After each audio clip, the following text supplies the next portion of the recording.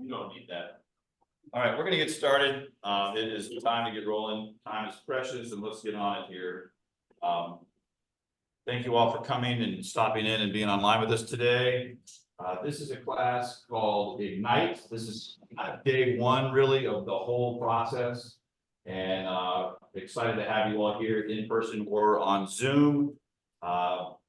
This is a series of classes and information to really help, whether you're a new agent or a veteran agent, get rolling, reignite literally your career, and maybe refresh and kind of renew some of the things you've maybe been missing coming out of the holidays or starting the new year. This is a great time to take Ignite and to really kind of dial into what makes this business so great and how to do it well.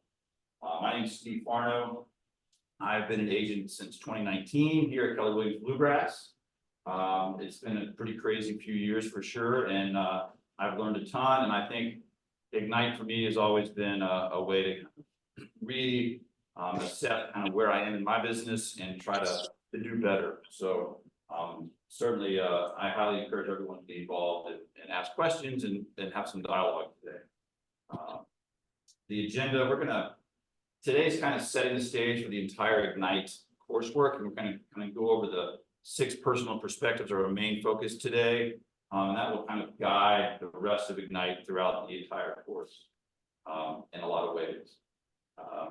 Please participate. If you don't have the guide, like I said, you can find it on Connect through your command online.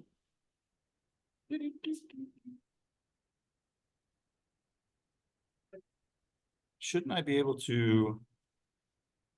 Hit the space bar. Is it space bar? Something's not working. Hold on, guys. We'll get this. There we go. Click. If you don't have the Keller Williams Bluegrass calendar shared with your calendar, you should do that. Schedule an appointment with Jeffrey. It will allow you to follow along on your daily routine and see what's going on in the market center without having to call or ask. We'll just have all that stuff. They're plugging it in. Jeffrey's done an amazing job as our tech leader and getting all of those things really rolling well. And I think that if you don't have that set up, you should.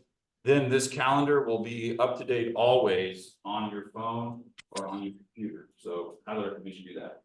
I think we're going to be going through Ignite a couple times a year and it'll be offered a few times. So if you're not able to get into it and to do all the classes now, do the ones that you think are the most important for you and at least do something, right? Get started.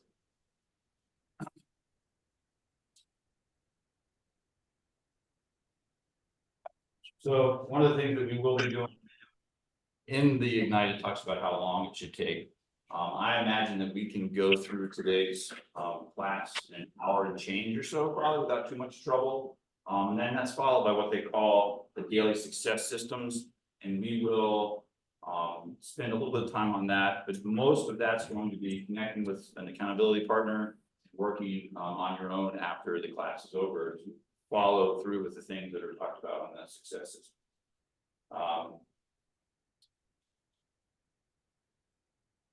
So first part is kind of the learning segment, and we'll just meet, which won't be 2 hours, but probably more like an hour and change. And then we'll have the success systems after that.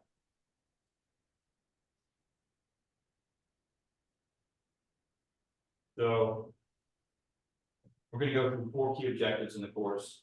We're going to explain kind of the expert lead gen, lead follow-up and transaction models and talk about that. There's a lot of Keller Williams Kool-Aid that we're going to really drink deep this week and kind of dive into that a lot. And I think that truly embracing a lot of the things that other people have learned that are much smarter than us before us, we can take that and try to apply it to our jobs and our roles as real estate. This is the first day really, and it's talking about becoming a real estate expert of choice. And these first 4 days, all of the topics will cover that. There's going to be lead generation for about 4 days, lead follow-up for a few days, and then at the end it'll be action and kind of how to navigate some of those. And those are always changing.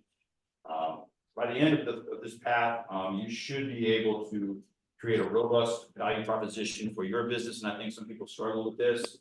They ask me, why should I pick you as a real estate agent? You need to be able to answer that question. Developing a lead generation system with the lead gen models that works best for you. In the past, it's all been about the MREA book. And I think that if you have any doubts that that book can lead you to an amazing business, it's incredible. But I think today we have so many different ways to lead gen that may not come out of that book as technology has changed, that I really encourage you, especially if you're a new agent, to figure out what works for you. It has to be a system that you're going to use, that you're going to be able to adopt and make part of your main focus every day to lead gen. And if it's not something that you're going to do, then it's not going to work. So make sure that whether it's the MREA or whether it's social media or whether it's, you know, open houses or whatever your lead gen model is that you're going to spend the majority of your 20% on, that you enjoy it, that you want to do it, that you're going to be making the effort to make that really, really good. Establishing some lead follow-up systems based on the KW touch plans. Since I've been here, I've seen Command go from this brand new system that everybody was so excited about and then hated for a minute because it wasn't fully hashed out, to a system now that is absolutely one of the most powerful tools that you have access to. And I highly encourage you, no matter who you are, to take a look at it. If you have other systems, great. Whatever that is, use it. But if you're just looking for a way to expand your business or to make your life easier, learn Command. Take the time to figure out how to use that technology, because it will make a huge difference in how you can be a great realtor. Practicing and perfecting the steps of real estate transactions. So this for me during the pandemic was one of the benefits of the pandemic, other than lots of transactions flying everywhere, is you had to write a dozen offers maybe per house, per client, to actually get one under contract. So I know it helped me become much more proficient at those things. And so transactions and becoming better at those requires some practice, and we're going to talk about that. So the goals are to, finish Ignite with an appointment. We want you to finish this process with appointments and begin the process of working with a buyer or seller through that buying or selling process. It's all about habits, right? Developing the habits. And this is where I struggle, still finding that rhythm that works for me and knowing myself better so that I can eliminate distractions and really focus on the things that work. And so if the system isn't something that you're going to use, it's not going to be effective. Learning your strengths and weaknesses is a key part of this process. Creating habits that you can stick with and that are going to show results is hugely important. All right, so today we begin with what's called the real estate expert of choice. And these are 4 lessons that will set you on the path to success with direction, clarity, and enthusiasm. And I know I saw a thing recently where 2 different groups were, one group was given no instructions and the other one said, simply everything that we do before you get started, you just say, I'm so excited to do whatever that thing is. I'm so excited for Ignite. I'm so excited to lead gen today. I'm so excited to lead, whatever it is. And the folks that use that I'm so excited mantra outperform the folks with no guidance whatsoever. So bringing that positive energy today is going to be very important, and every day when you lead gen, sometimes you don't feel like it. So today in Spark Your Career, we're going to get acquainted with KW and Ignite at a high level, and you're going to be able to apply the KW culture. And this is, I think in the past, there was lots of jokes about the Keller Williams Kool-Aid and, Keller Williams who drunk the Kool-Aid and that kind of thing. And I think that there is some truth to that. And it was kind of funny. And when I first got it, I didn't know what they were talking about. Now that I've been in it for a while, I understand what they're talking about. And I think that it boils down to people like Gary Keller have done a lot of research and spent a lot of time figuring out what works and then creating systems and models that you can follow that will help you build your business. And I think that if that's Kool-Aid, let's go. Let's bust down some walls and have some fun. So tapping into the resources of KW is extremely important. And this goes back to Command and the technology, but also the coaching and the support and all of the you know, for me, it's been a lot of positive energy with other agents that I work with in here. Throughout my career, there's always been someone who's been willing to answer questions for me when I was just getting started about how do I contract, how do I solve this problem, whether it's Myrna or somebody else. No one has been like, you got to learn that on your own. It's been nothing but positive support. If you ever have questions about what's going on, if you're new, don't hesitate to ask because we will help you. I would second that. That's one of the reasons I chose this office over the other office, because when I came in with this culture of, what can I do to help you? Yeah. Always. Yeah, I think that success in this world, you know, comes from abundance, right? There is plenty for all of us to share and work hard at together. And I never, you know, my brain doesn't work that way to like protect my space. We're going to be here supporting and helping everybody who wants to get better. So we're also going to work on creating a vision for the future. Excuse me, setting goals.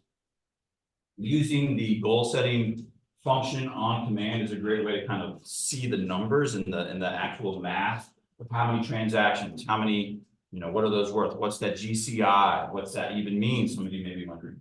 But I think that using those systems to help set those goals and establish a plan that will drive your activities every day so that you understand what has to happen for you to accomplish those goals is really important.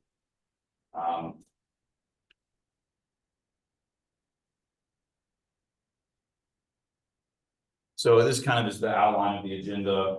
Hopefully you'll be able to kind of open your mind up to some different ways of thinking. Maybe you'll be exposed to some new things that you maybe haven't thought about before, that you haven't, you know, considered. But the bottom line is that successful mindset. Like I said, I'm so excited, right?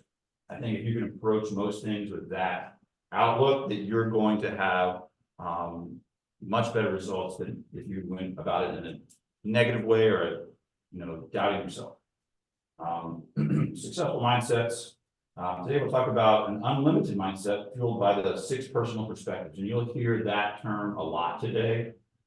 It's one of Michael's favorite topics. He loves the 6 personal perspectives, and if you have never heard him talk about these things, he does it with amazing passion, and he has probably been able to adopt those and hone those better than anyone I've seen as a realtor. So the culture, the value of working with KW and your market center resources, all of those things will combine to give you the tools and the pathway to succeed.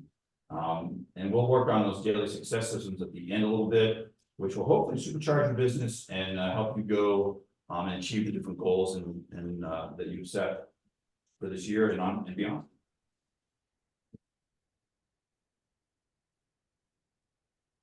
Here's a good old Gary Keller quote. Anyone can do it, not everyone will. Will you? So Gary's written a number of books. You can find them out at the front counter for a small fee. Talk to Philip or Jeffrey if you would like to purchase one. This is Gary is our founder and executive chairman, and he is, you know, one of the most influential people in real estate over the last 25 or 30 years. And it is very true, right? Anyone can do it, but not everyone will. I think one of the common phrases we hear is that, you know, real estate is simple, it's just not easy all the time, right? And so, you know, anyone here having thoughts on this quote? Anybody want to say anything that they've experienced, whether it's, you know, you're still fairly new, but Yeah. taking the world by storm here, Cheyenne. Trying. I mean, There is no try. that's right. Has to go to in the house. I mean, I'm doing it. Anybody can do it. I have all these great ideas and then they float out of my head and then someone else has done it. Like, oh, I should call, I passed by home. Oh, I should call that for sale by owner. And then the sign's gone 2 days later because somebody did it. Right. So, anybody can do all the things, but not everybody does. So be the one that's different. Do something that makes you stand out just a little bit. Like I do open house bags, which is really silly. I make all this stuff because I'm a big dork, but it works for me. People remember me. So I'm like, oh, here's your little present for something else. That's a great idea. I love Do that. little things that not everybody does. That's awesome. I love that. So everybody hear that? Make a gift bag.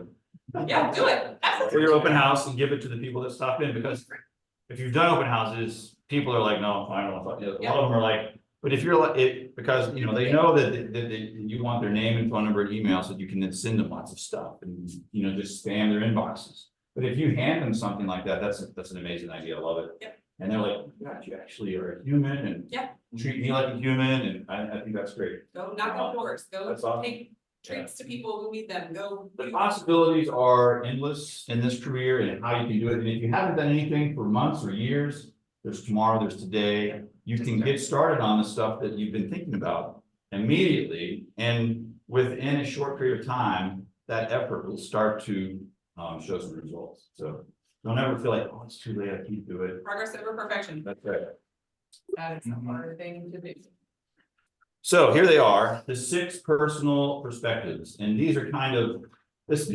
So when I looked at this the first time, like, this is basically every self-help, leadership, business guide book that's ever been written in the last 100 billion years is kind of boiled down to these 6 ideas, right? So the first one is commit to self-mastery, which is not just mastery, but self-mastery. Commit to the 80-20 principle. Move from E to P, which is entrepreneurial to purposeful. Make being learning based the foundation of your actions.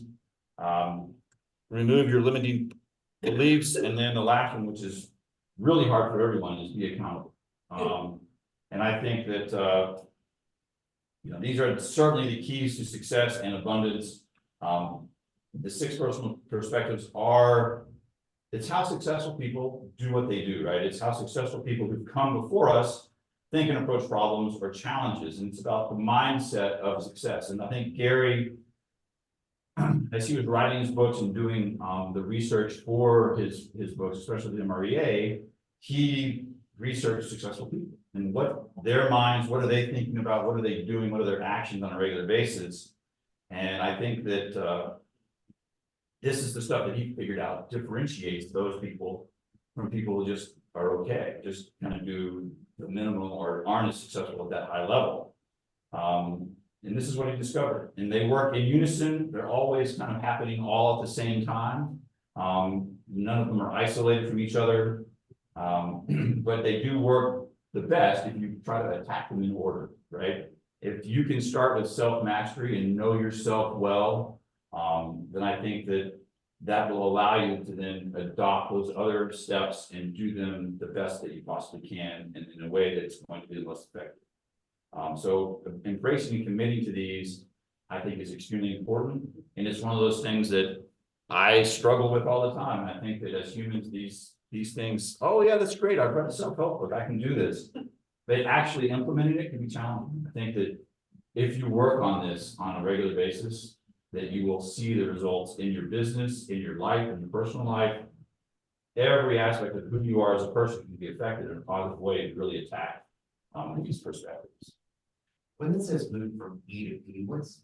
So E is entrepreneurial, so, and P is purposeful. And for me, we'll get to that one here in a minute, but sorry, the simplest thing for me to think about with that is entrepreneurial is kind of your baseline, natural. Yeah. So like, you're just, you're just kind of doing what's comfortable, right? Full comfort level. And The thing was like when I went to take that proper stopper out and like. Who, we got somebody talking, we need to mute there. Thank you. So entrepreneurial is kind of what's easy for you, right? It's just your natural, de facto behaviors, and purposeful is kind of pushing the pain point a little bit and doing some of those things that don't come natural to us. Someone like Michael, his entrepreneurial is a high level, right? It gets a lot of stuff done at a high level because he's a natural salesman and he has trained those natural skills that he has for a long time. His purposeful steps require for him to do some crazy things to try to push his performance to another level. But I think for me, it's kind of like what's natural and easy for you versus looking at that and figuring out how you can take what you're good at and complement that even more and take it to another level. And when you do, you'll break through some of those ceilings of production and performance that you have as a real estate agent. And I know for me, that's kind of where I'm trying to break through that, that E to P level.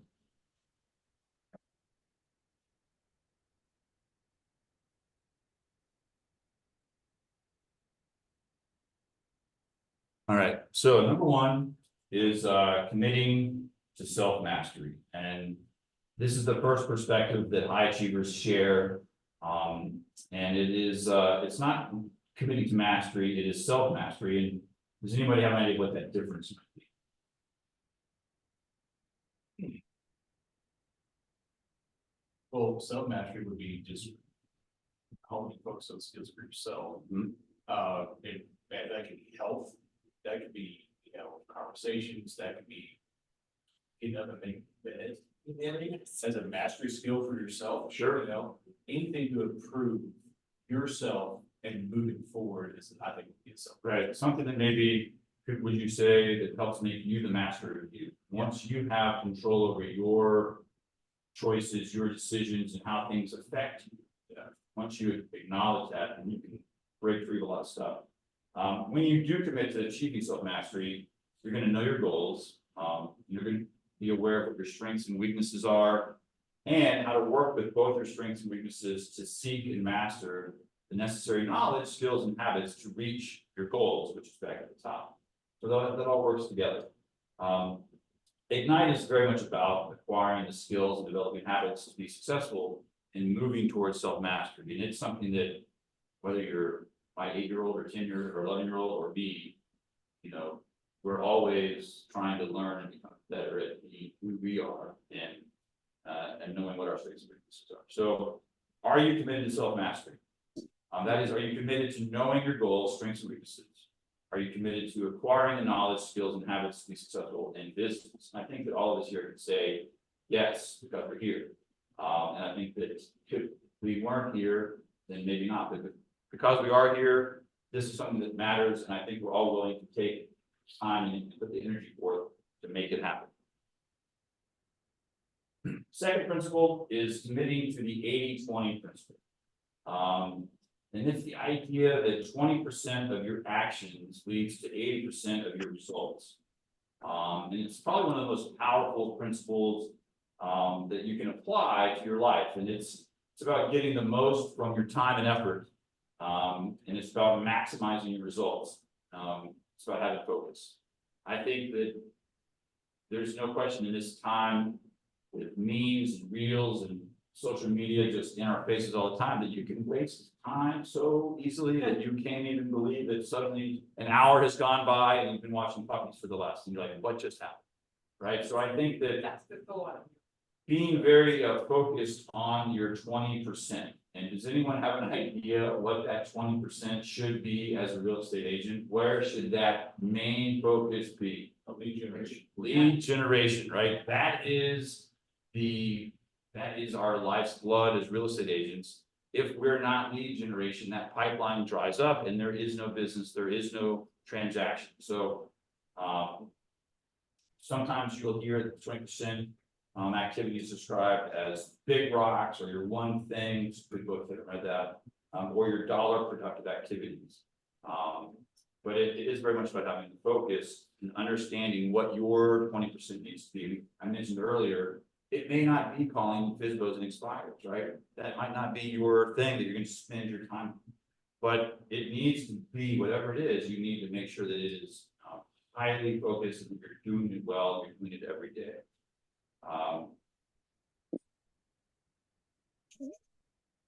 So see here we go. So yeah, the lead gen, it's what,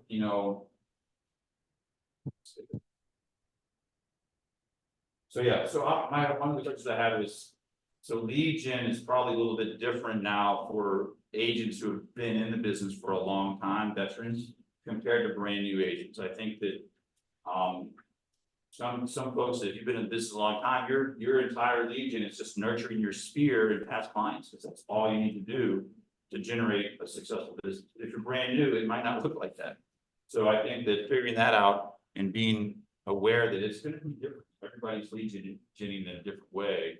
And it may not be 8 hours on the phone. It might be spending a lot of time making videos and posting to social media and tagging people and creating a story for people to follow online. The third principle is moving from E to P.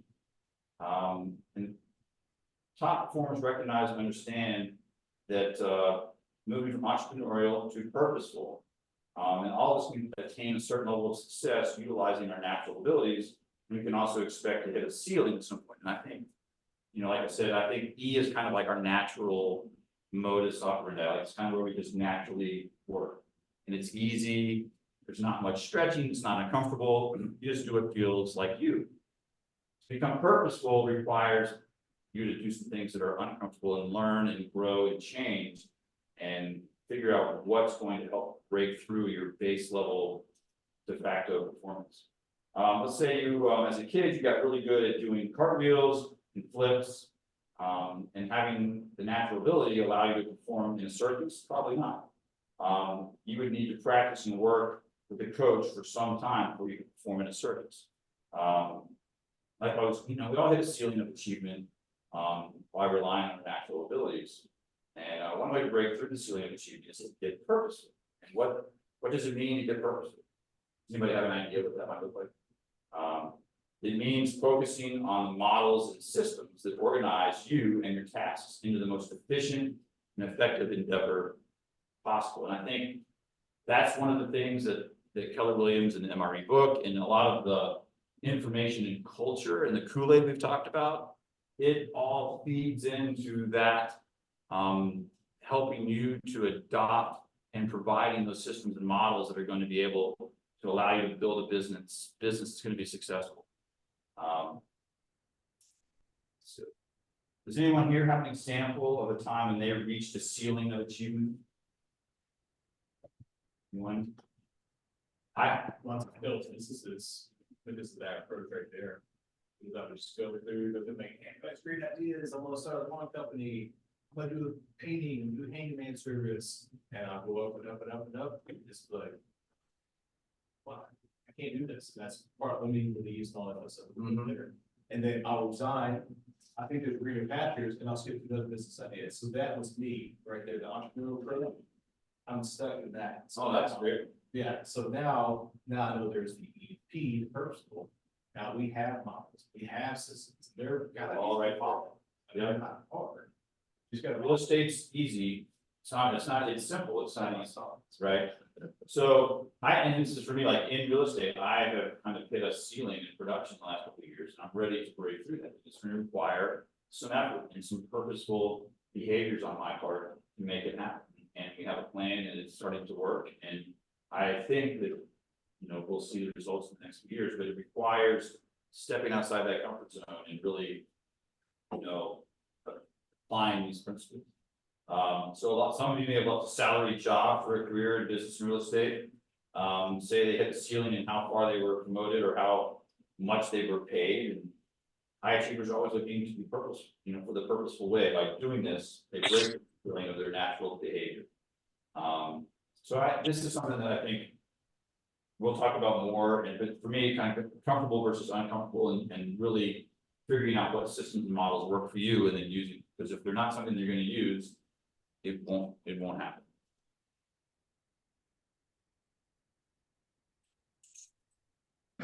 All right, learning based. All right, make being learning based the foundation of your action plan. I think this is an awesome way to think about life. A learning-based individual appreciates learning for their own improvement. They know what they know, and they know there's always more to know. An individual who does not appreciate learning is what's referred to as ignorance-based. Who would want to be ignorant-based? It sounds terrible. They know what they know and ignore everything else. I think it's easy for us to get into our own little silo, right? We're in our little world, we know what we're doing, and we stop asking questions and we stop really kind of exploring what else is possible in what we're doing. I think that we have to very much guard against that.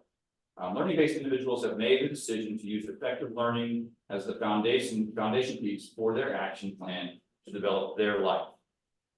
Training and education are a big part of moving forward to attain goals and succeed at a high level. I think, for me, if you think about the questions, how questions versus why questions. I think how questions are gonna be much more powerful for you than a why. And a why can put people, if you're talking clients, potential clients, can make them a little defensive sometimes. How questions lets them try to explain, you know, and go into more detail about what the process is that they're going through. So I like how questions, and I think the more you can use how questions as you're trying to understand things, the better. The why doesn't necessarily matter all the time, but how they're doing things, I think, is very important.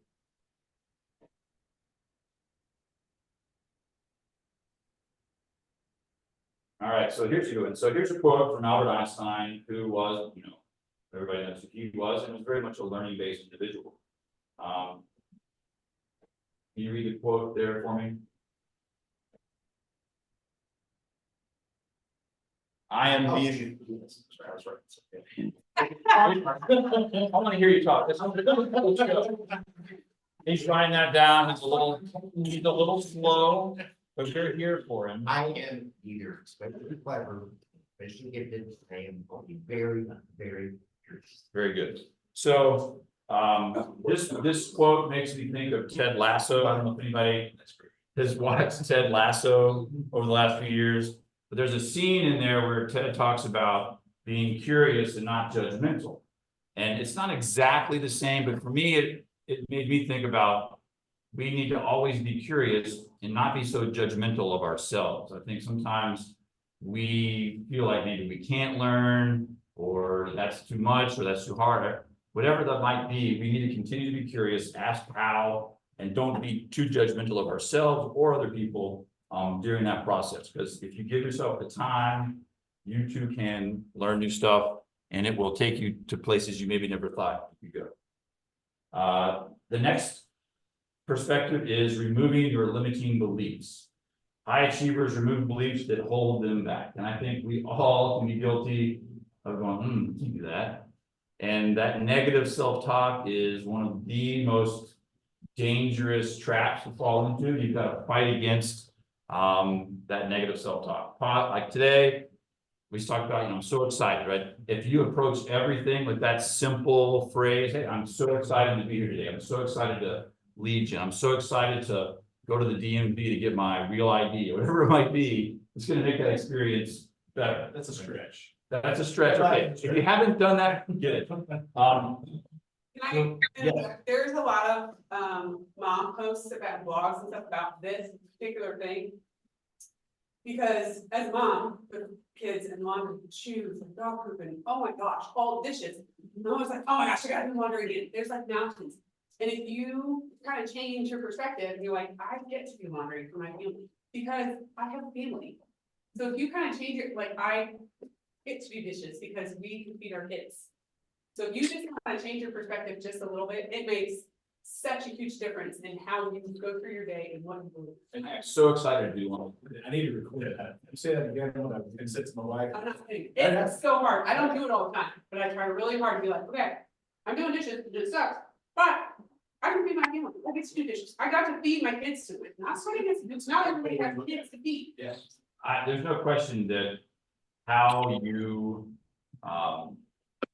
change your perspective, like how you decide to interact with the world around you and approach it with your attitude, right? Attitude is everything. Yeah. And it very much can affect how you then act, right? And so, limiting beliefs and just negative self-talk in general is something that we all have to fight against and work hard to not let it become part of our normal routine. So, And that bleeds into everything we do. it does, and it will prevent you from becoming better at your self-mastery. It will, prevent you from taking that first step to start your amazing social media channel. Whatever it might be, it might be the thing that's just holding back, and to break through that inertia, to get the inertia needed to get moving can be pretty intense, right? But once you get rolling, I think that you'll find that it starts to snowball and it can be a very exciting feeling to realize that you've removed those limiting beliefs and are actually taking action. So we all have limiting beliefs and it's best to recognize them and change them. For example, are any of these thoughts in your head right now, or have you had them? I have to be an expert and know everything before I can begin my business. I'm not valid yet. Probably thought that. I don't know how I can achieve a profit goal that will fund my life this year. I don't feel comfortable talking to people about real estate. The business will come to me naturally. I don't need to lead generate. That's kind of the entrepreneurial mindset, kind of taking charge there, but also with fear kind of behind it, right? I think. So in order to successfully develop at a higher level, you must clear your mind of limiting beliefs. Throughout Ignite, you'll learn how to combat your limiting beliefs and turn them into action. Action, really important. What limiting beliefs are you having right now as you embark on this new career? Let's do an activity to unlimit any limiting beliefs. So refer to the reframe limiting beliefs activity. No, I don't have that out. We're not going to do that. Skip that. We'll come back to that later. So the last step is be accountable.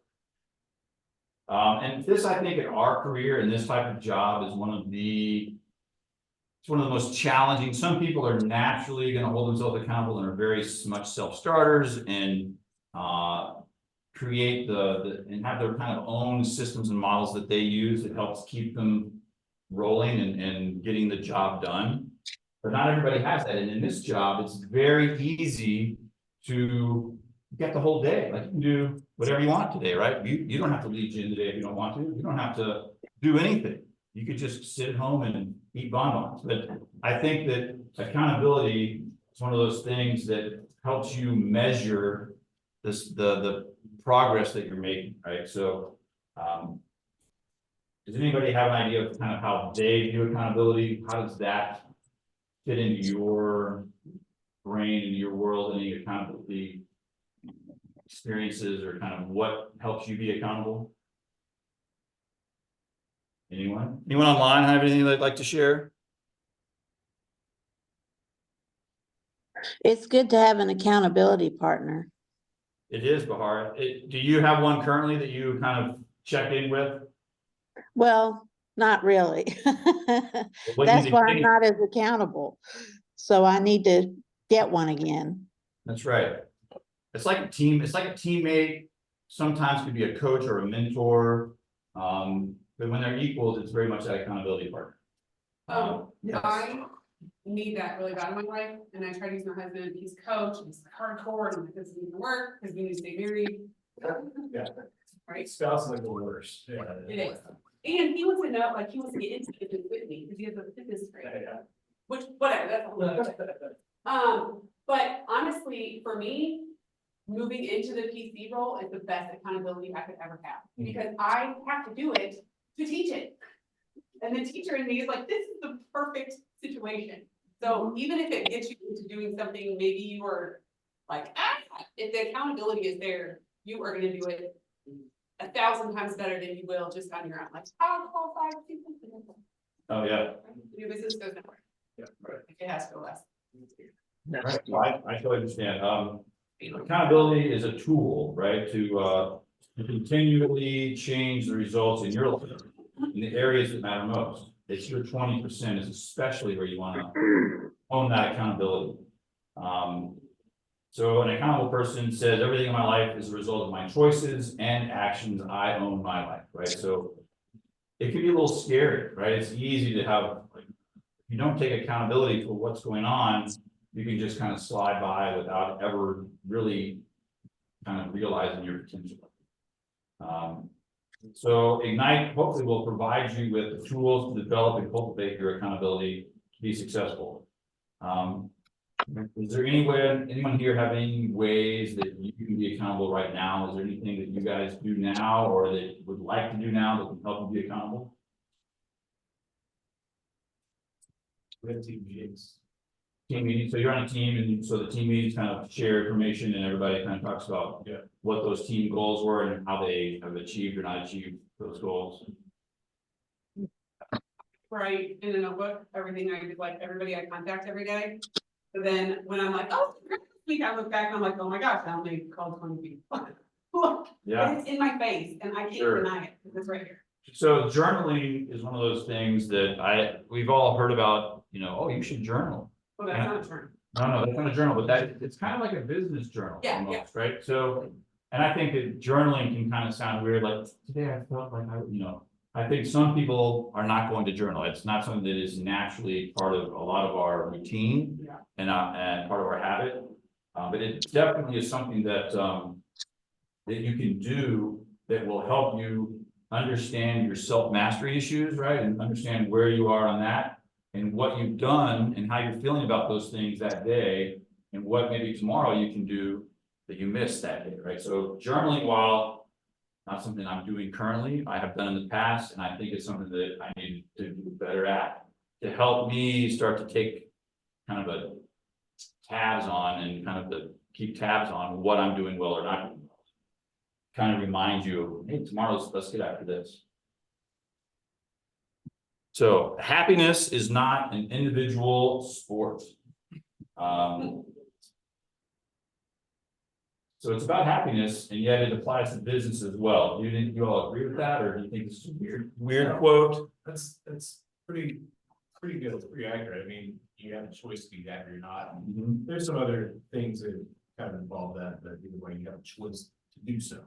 Right, Whether you're gonna make a positive, flip a negative into a positive, or just let it just totally kill your whole mood. It is definitely a choice. It's not an individual sport because sometimes we let other people dictate our act. I'm torn about this quote, to be honest. I'm supposed so in this, so the quote comes from Sean, is that, how do you say that? Achor, Sean Achor, who pioneered the research that reveals happy humans are more productive, creative, better at problem solving, even healthier and less stressed. Would you agree that these outcomes lead to better business success? I think we can all probably agree to that. So embracing being accountable, find a mentor, a coach, a partner to help you. Yeah, I think that being happy, definitely, there's lots of studies that have been done about, as you get older, having good connected friends and people that you are sharing information with and have parts of your lives. And I think that makes us live longer and healthier and happier for sure. I also think that how you choose to interact with the world around you is very much on you, right? So part of me feels like it isn't an individual sport, but you are the one who has control over how you respond to that. So I think that is a lot of truth to this, but you also can't just you're not going to rely on somebody else to be happy. It's kind of how I take that, right? Yeah.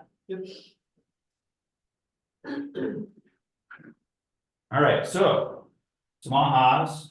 You'll notice throughout the Ignite that we will share some ahas because they can be very powerful and meaningful insights that come from reflection on what we've been talking about, right? So when we share them out loud, it should hopefully further strengthen the power of the ahas, and we will help fellow participants have some powerful ones as well, hopefully. It's a good idea to jot down your ahas. This is a good time to kind of think about and put them down, because it might have an idea that helps you with maybe your next lead gen, whatever it might be, might come from this. So let's hear some of those now that you maybe kind of picked up from the 6 personal perspectives. Anything that you have kind of said, oh, that's something I haven't thought about, or that's something that I thought about before, but I've forgotten about. Is there anything through these 6 personal perspectives that that maybe has kind of stands out to you this morning? Anyone online too? If you have anything online you'd like to mention, just let us know.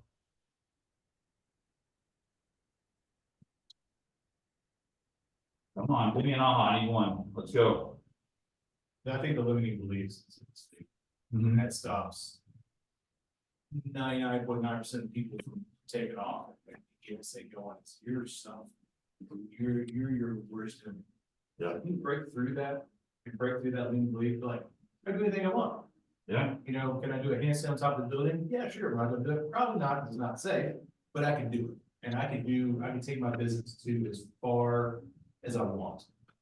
right. So just gotta break through that limiting belief and and get rid of it. It doesn't exist. I think limiting belief can also manifest itself by. Some folks need everything to be just right, and if some situation or something that's just a little bit out of the comfort context, then that's, oh, I like, get started because I don't have a quiet space, right? There's something that they keep putting in their way, that while they may not think of it as a limiting belief, they're creating limiting behaviors because of something simple that they just need to learn how to remove. So, and that comes with self-mastery and learning yourself, get rid of those things, create the systems and models that then can help focus and get rid of some of that distraction. Anyone else? Anyone online have an aha of some kind from this morning so far? It might be good to have a mentor if possible. Mentors and coaches, and part of me, some people spend a ton of money on coaching. And there's an entire industry that has developed within Keller Williams and within real estate and with business as a whole about coaching. And one of the main jobs of that coach is accountability, right? Is holding their person that they're coaching accountable for the things that they have to do each day. So I think that finding someone that you can trust to be that accountability partner is a really powerful tool that can really, if you go to the gym and you're working out, you work out by yourself, you get some, you're there, that's great. But if you have a partner who is spotting you, pushing you, suddenly you are lifting so much more weight, you're getting so much stronger just because you have that person going, no, we're gonna put another little weight on the end of that bar. See, you don't get to just, that helps a ton. And it's the same thing in business and in life. With that accountability partner, they're going to push you and you get to push them, right? And so you both together get better. I think that's great. Yep. All right, anything else? I would definitely focus on those 6 personal perspectives and figure out how you can start to go. And I think, starting with self-mastery is huge. That's step 1, but if you can start to incorporate that process of getting better at those things on a daily basis, you'll see immediate results. So kind of next step here is going into category culture. And this is Keller Williams is big on mindset, it's big on models and systems based on the proven success and strategies of those who found success in this business already. And so our job is to take advantage of this collective wisdom so that we can be highly successful, as well as make this our chosen career forever, for life. So we're going to look a little bit about how KW culture will power you through your career. So this is an entire page devoted to culture right here. Then it's on Connect. So if you are on your platform, you can go to Connect, and the company internet of resources available to you. If you haven't taken time to go on to Connect and look at all of the educational models that are there, there is so much information in that part of the KW Connect website, and it is just chock full of stuff to learn. So definitely, if you haven't, go explore there and take a look at it, because there is tons of great information in there. All right. If you've been in the office, you know that Keller Williams has tons of great little catchphrases, and on the wall here behind the camera, that's the WI4C2Ts, kind of thing. The before there's all of these different catchphrases, all kind of comes into the culture. But today we're talking about MVVBP, which stands for mission, vision, values, beliefs, and perspective. We're going to take a look at mission and beliefs today at Keller Williams. So the mission is to build careers worth having, businesses worth owning, lives worth living, experiences worth living, and legacies worth leaving. And I think that, this is something that, it's going to mean something a little different to everyone, right? And I think that it's broad enough that it allows people to kind of fill in those big words in whatever way works for you, right? So Ignite focuses on helping to build careers worth having, of course. The intention is to build businesses that are worth owning as well. Like AW agents, have built businesses worth owning and are living a great life that they've envisioned for themselves. Like AW agents have grown to the point where they are achieving fulfillment by providing experiences for others and laying the foundation for legacies worth leaving. I think, there's lots of great examples of that in our office. We have great team leaders, we have a great, broker in Myrna, all of which have done amazing things to help build people and create businesses and careers, in a lot of different ways in real estate, and beyond. We have a lot of those people sitting in the room here today. So, when you make a living that provides an opportunity for you to help other people, I think that's a pretty powerful thing. And real estate is one of those careers that if you do these things well, you have the potential to earn a great deal of money and then positively impact a great deal of people. And I know for me, it's my family and dealing with and helping create experiences for my sons and my wife, myself, and having fun. And I think that this is a job that probably allows us to do things that we couldn't do in other careers. So this is on the wall too. It's the Y4C2Ts. So it's a win-win or no deal. Integrity, do the right thing. Customers always come first. Commitment in all things. Communication, seek first to understand. Creativity, ideas before results. Teamwork, together everyone achieves more. Trust starts with honesty. Equity is opportunities for all, and success through people, results through people. This is kind of if you kind of use this as your guide for how you conduct your business, you really can't go wrong, right? We want to make sure that Keller Williams agents are always agents that are going to do the right thing. They're going to be people that you can trust, that are going to conduct business in a way that they're not trying to take advantage of, right? That you're going to, and then agent to agent relationships are always going to be based on these things as well.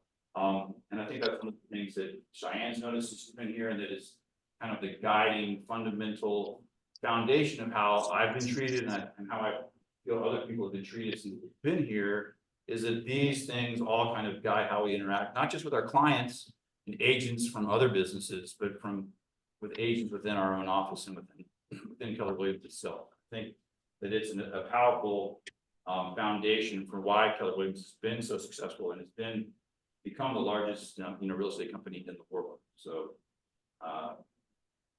let's talk about E for equity for a minute. So in 1968, the Fair Housing Act made it illegal to discriminate concerning the sale, rental, and financing of housing based on race, religion, national origin, color, gender identity, and sexual orientation. This law was expanded to prohibit discrimination based on disability or family status in 1988. If you haven't taken your real estate exam yet, I think that's probably on there. So that's very important to know. The National Association. What's that? I did invite one person that's not there. Okay, perfect. The National Association of Realtors reminds us that we are the stewards of the right of all to own, use, and transfer property. We must protect the free market that depends on equal opportunity. So we must hold ourselves responsible to protect housing rights in our country.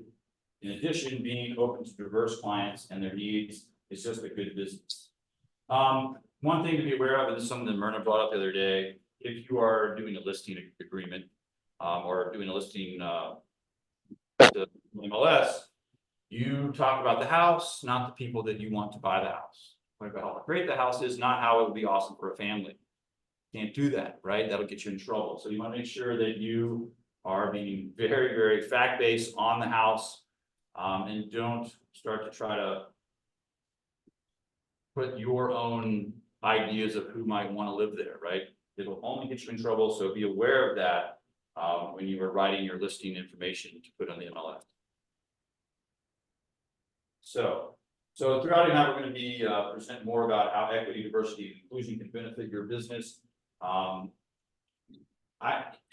just think, you know, if we follow these rules, if we're kind people, you will pretty much stay out of trouble, and just be aware of how that language needs to be or not be in your listing information.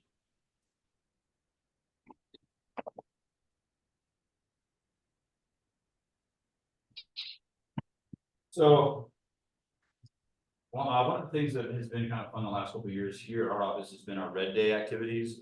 We have done some pretty cool things the last couple of years with Red Day. We volunteered and did an amazing job helping to refurbish the Kentucky Refugee Ministry Home this past spring. Year before that, we did the youth house, Arbor Youth on, or I think it's on 4th Street. And cleaned up their house and reorganized and outdoor yard work and name decks and all kinds of stuff to help that organization. And we continue to try to do a lot of that type of community outreach and being involved in helping folks a little bit less fortunate than ourselves. And so I think that is a huge part of the Keller Williams mindset and giving back to the community and being a group of people that are always willing to help when possible. So some other things to think about. KW Cares provides financial grants and aid when unforeseen emergencies occur, and has given away millions in support. So when you have a closing, you have the ability to select that option to donate to KW Cares. If we don't have enough agents as a group donating to KW Cares, then agents in our office would not be eligible to receive some of that money, I believe is how that works. So we want to make sure that whenever you have a closing, give a few dollars to that, right? It goes to a great cause, and it's something that we all want to be a part of as KW agents. So there's Red Day, KW Cares, KW Kids Can. It's a 501c nonprofit that's dedicated to empowering young adults to unlock their great potential through self-development events, coaching, and scholarships. All of those things are part of kind of the KW culture of giving back and being a very much community-based real estate.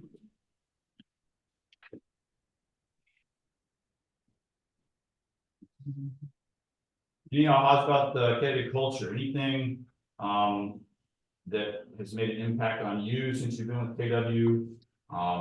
I know Amanda is here with Miranda's team, and they're a relatively recent transition over. Has there been anything that you guys have found since you've moved to KW Bluegrass? It's like, how did we not know about that, or things that have kind of impacted your team the most so far? I think the support here has just been amazing. Like, That's great. Really? I love to hear that. That's awesome. Tell all of your fellow real estate agents that are at other companies about how amazing it is.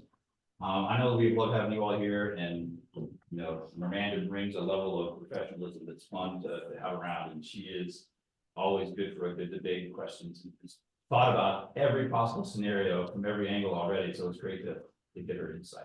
I don't think it's just Keller Williams. I think it's the office. Yeah. Because I interviewed at the other office. Yeah. And it was fine, but I didn't feel that like. And after I talked to Michael and came in and met a few people, I was like, oh, this is my place. I just found a calling. People. Yeah. Yeah, For sure. that's great. Well, I love to hear that. I touch on that.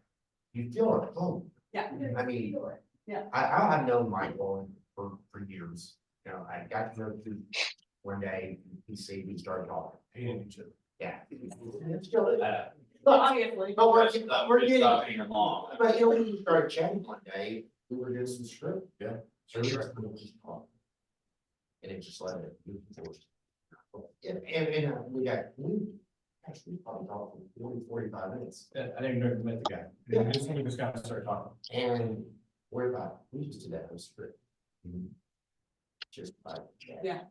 And I think if you start getting a lot of like-minded people that are in the same mindset, that are like, hey, super friendly, helpful, we don't know it all, but we can sure reach out, and I don't have any problems reach out to ask. Actually, I met both of you guys on my first day, and I have any problem reach out and ask, hey, I don't really understand this, what's going on? I don't feel stupid doing it, no, because I know everybody's done it in the past, and everybody's like, sure, yeah, I'll help you, no big deal.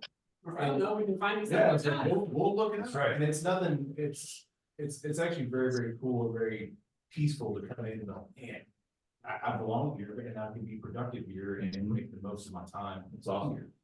No, I agree that there is a question. This is a unique group. And even when it was at the other building on Harrisburg Road, it had some of that. But since we've gotten a little smaller and come to this new facility in the last 3 years, I think Michael gives us great leadership, and his vision of high-powered real estate comes with a big heart too, and I think that's been one part of what we've been going on now. Of course, with Jeffrey and Phil, getting things going, it's been fun to see that. I think Jeffrey, with the technology, if you haven't done your KW Command Yeah. stuff, get on there, get familiar with it, start using it, because it is powerful. And can really help you, 8 or 10 people as opposed to just, so it is awesome. In the next session, we're going to talk about how Keller Williams as a global company, and your local market center provide value to you and your clients. And I think, since '83, Keller Williams has cultivated an agent-centric, technology-driven, and education-based culture that rewards agents and stakeholders. It's the largest real estate company in the world. By agent count, there's probably a little over 1,100 offices, and 200,000 associates. And it's the #1 in units and sales volume in the US, and at the forefront of technology training and culture. So yeah, there's lots of other satellite companies around KW that have gone through various levels of success, like Keller Mortgage and things like that. And we'll talk about those a little bit as we move forward. Some of them are great right now, and some of them are still kind of in development. So we'll talk about that as we go forward.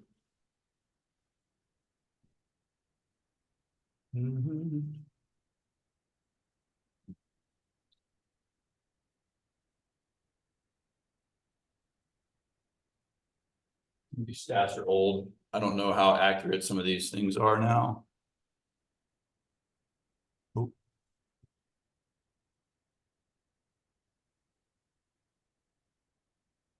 One of the things here, we're about done, I think. I don't think what else is on here to move over. This is talking about.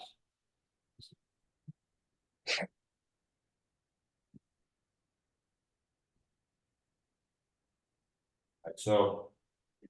How do I go back here? So here's some KW value. This is from 2021. So a lot of this information is dated now. And I think that we can talk about KW, what you need to know and how it impacts you. Locally, we have amazing agents that you can use as resources. KW Command is an amazing technology base. And then globally and nationally, the ability to refer and connect with agents around the country. You may have family in another state somewhere, right? You may have contacts around Chicago, let's say. Maybe you can create a really great referral-based network of agents around the country that have clients moving to Kentucky. You may have people moving who knows where, and you can always connect and get some of that free referral money in your mailbox by having a great connection of referrals. And you can do all of that through Command very easily with other KW agents.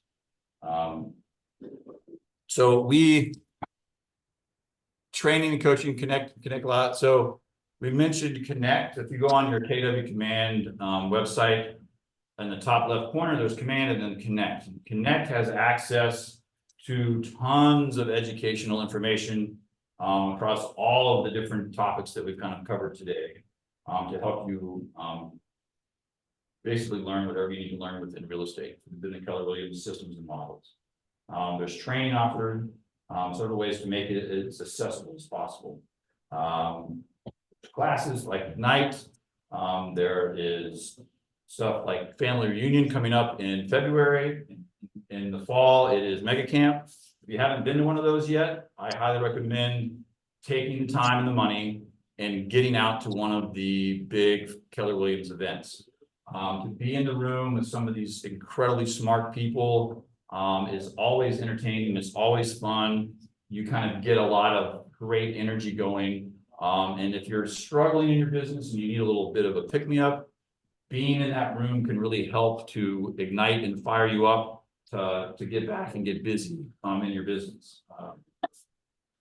But there's so many resources available throughout this. If you think about the 6 personal perspectives, which one applies, to you, and it's the education, right? So let's make sure that we are taking advantage of those resources.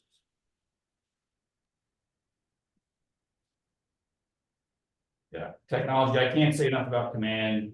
One of my advices, some advice about Command, as you get started, if you're new to Command and haven't used it yet, one of the most powerful pieces of it, as you enter your database and enter your contacts, are tags. You want to make sure that you have a well thought out plan for your tags. I think that it's something that I've had to go back and clean up so that it is a more effective and powerful way to sift through my past clients, my future clients, and my sphere in general.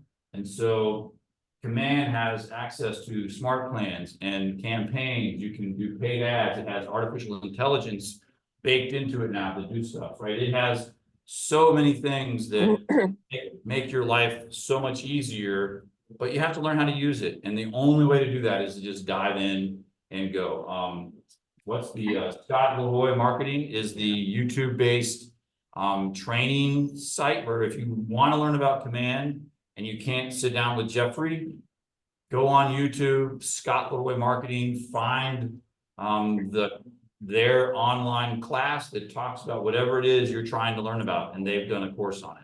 Yep. And they're always updating them, making them more current and pertinent to whatever adjustment or change has come on Command. Command gets updated weekly with new stuff. And so Scott Leroy is a great way to stay up to date with that stuff and continue to learn about Command. But my tip, make sure your tags are right on the money and that are exactly what you want. And it may, as you get into it, you may say, you know what, I started here, but now that's not working, I need to adjust. So be aware that you may end up having to go back and change those tags, but that is how you can really be a powerful, take advantage of Command and most good tags. Yep. It's really important. Let's see.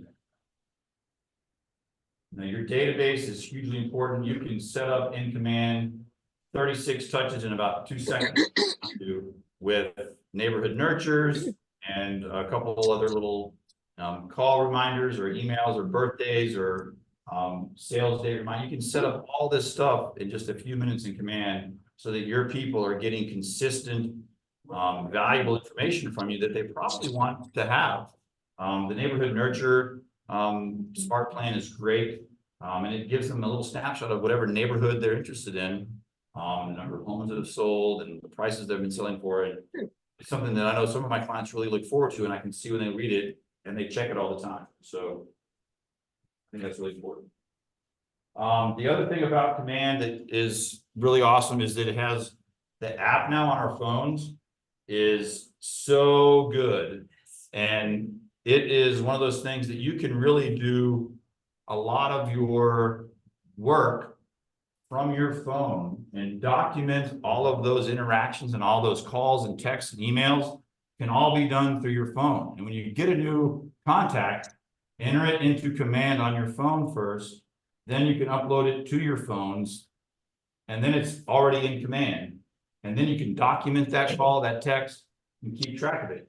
If your smart plan has been built in your Command on your computer, you have access to those smart plans then in your phone. And so you can just automatically put those people into an 8-touch, new contact reminder follow-up. You can pop them into their new neighborhood nurture, whatever it is, as soon as you meet them, open house follow-up, whatever it might be, boom, it's right there. And it can happen in just a second or two once you get familiar with it. But the app on our phones with Command is great and is really, the way that if you are having trouble with your contacts with lead gen, start on Command with your phone and just knock it out, right? You can do all of it right there and it's super easy.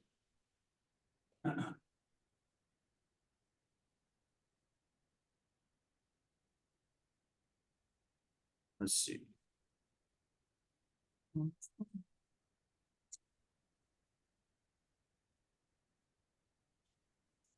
There's also a consumer app which I think is important to share. It's another way for you to send a piece of information and to reach out to your clients. And it's the, you know, the KW app that allows you to search. It's kind of like Zillow in a way that it has all the MLS listings on it. And you can share homes that they are interested in from that to them directly, so they can get all of the information from that app and just share those homes. It's easy to share from the app in your phone, super easy, both on the command app or from the KW. Command app, like if you click Right, here, there's a, that's there, like game changer. yeah, so if you go open up the command app,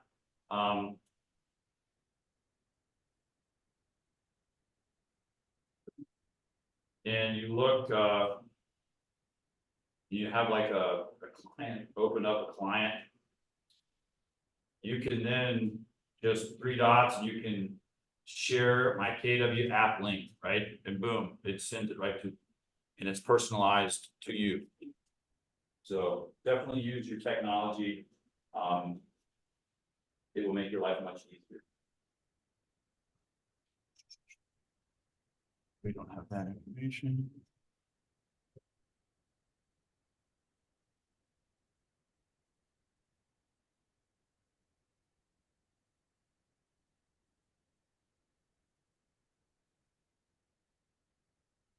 So profit share and growth share is an interesting part of the Keller Williams model. We'll cover this just very quickly. So market share, so like the passive, so profit share is a way that as a KW agent, if you are here for a while and you love it, and you have friends and family or other businesses, if you work with other clients, other agents at other companies that you think are great, and you're like, I'm never leaving KW, I need to have my people I love here, have a conversation with them, have them talk to Michael. Bring them in for some Ignite classes, whatever it might be, invite them to some of the regional educational training sessions. So that they can kind of get an idea of what it's like here. The profit share, it's a way for you to earn, so that we know about caps and the money that's shared with company dollar and cap money.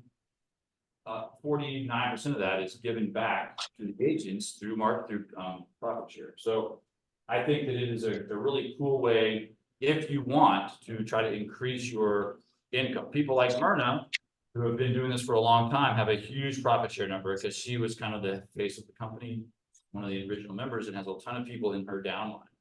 I think some people, oh, it sounds like a pyramid scheme, and I think that that's not exactly right. It's a way for you as an agent who loves Keller Williams to encourage other people to come, and if they name you as their sponsor, then you're down.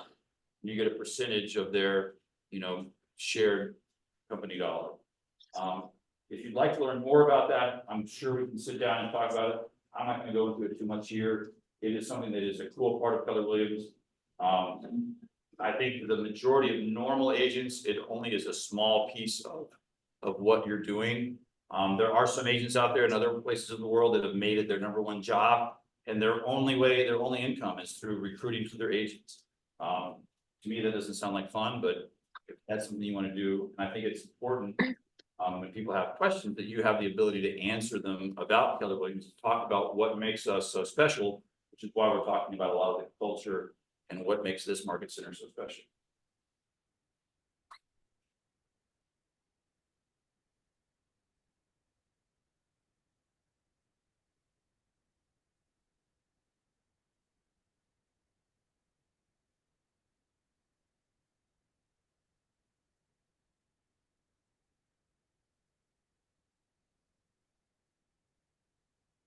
We talked about this a little bit already about what makes this market center special, and there.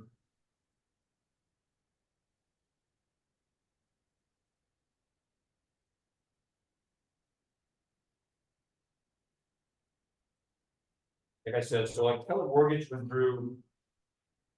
When I bought my house in 2019, we were one of the first people to actually use Keller Mortgage. At that time, I wasn't an agent. Myrna was my agent, and we used Keller Mortgage. It was great. It's since then has kind of went up and down. A lot of the agents, a lot of the lenders that work there got recruited away to other companies. And I think now it's owned by Mutual of Omaha, it's the company that purchased Keller Mortgage. So it's gone through a lot of transformations, and I think I've just noticed in the last few months, finally starting to get more emails and correspondence from them trying to kind of start their mission. There were some benefits to using Keller Mortgage at the time, and I'm sure that some of those will come back and become more popular. But for me, I think as an agent, it's important that you have really good relationships with the lenders that you like and trust. And focus on building those relationships with those local lenders that you know. That's going to be the way that you probably bring the most value to your clients. And while if you can find a local Keller Mortgage agent that you love working with, then I would do that. But I cannot right now say go out and just use Keller Mortgage. I think that we all have agents or lenders that we like to use. And each one of you has a slightly different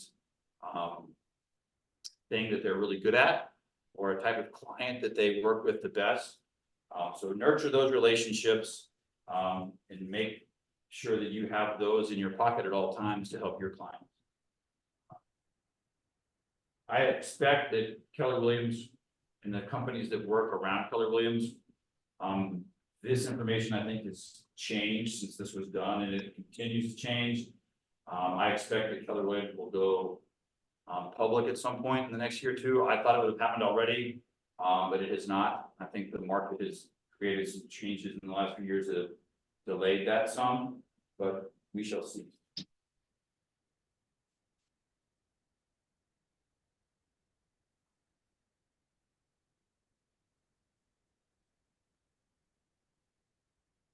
All right, career vision.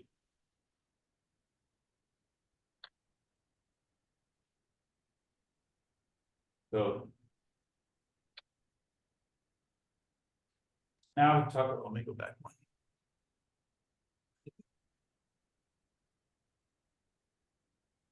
All right, here we go. So you're talking about vision and goal setting.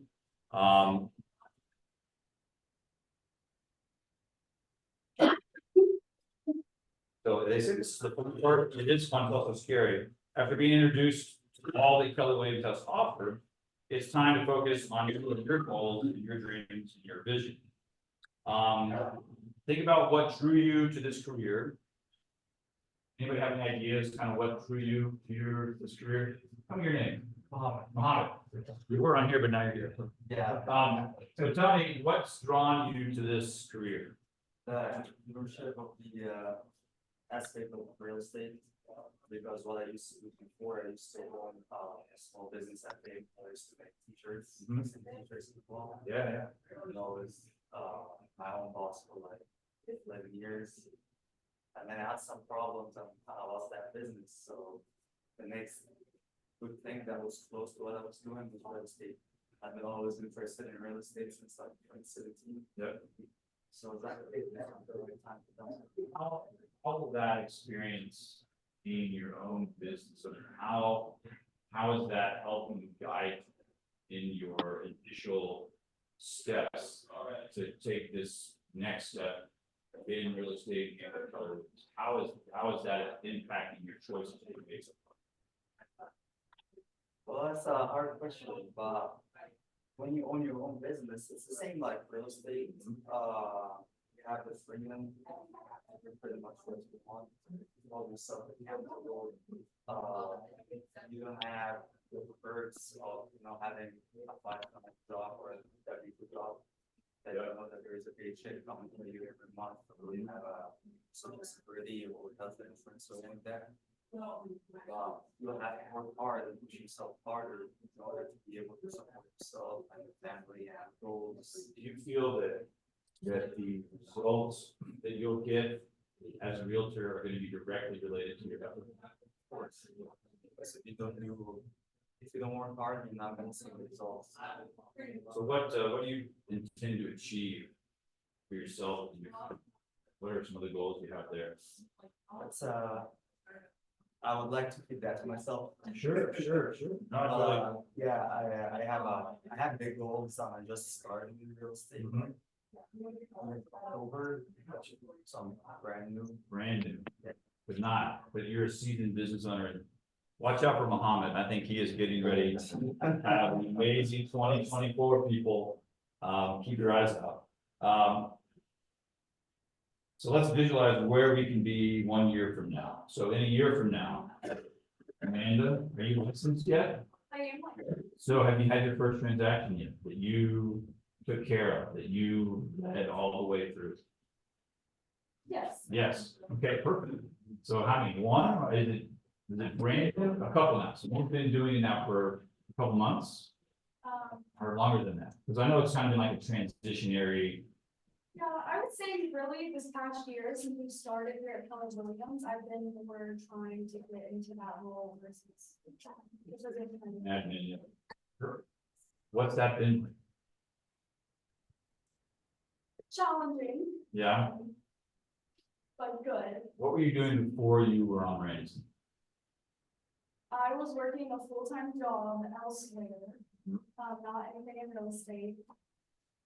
So I wasn't focusing on real estate at all. Yeah.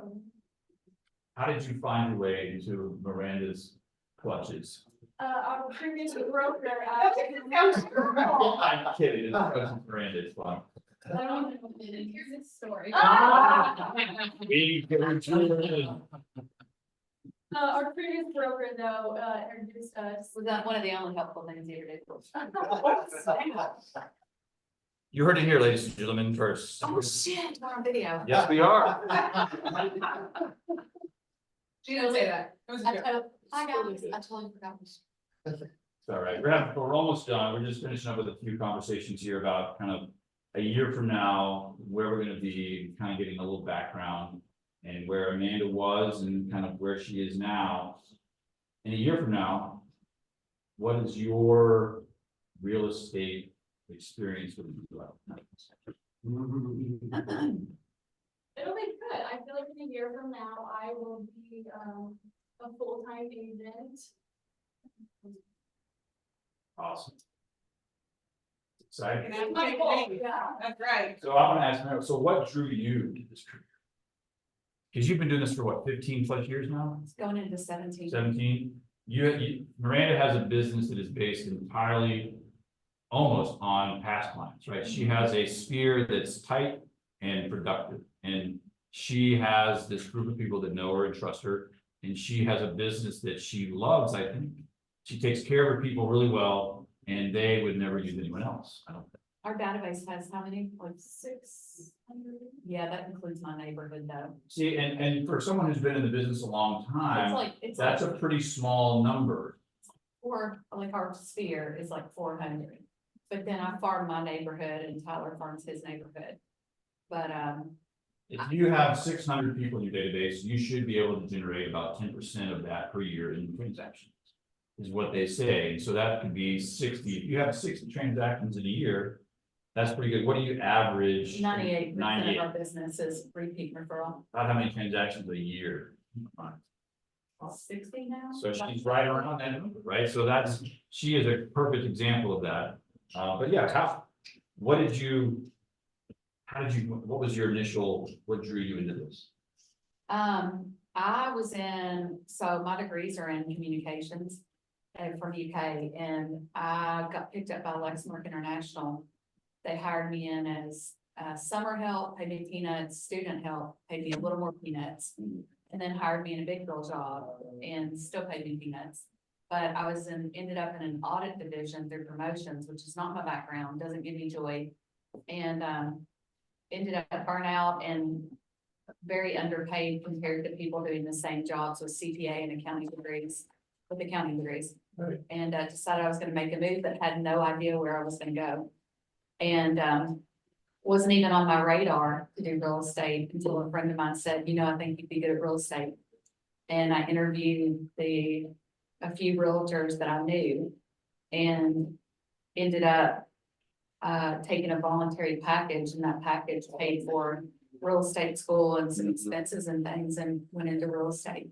didn't sell anything for 6 months. Yeah.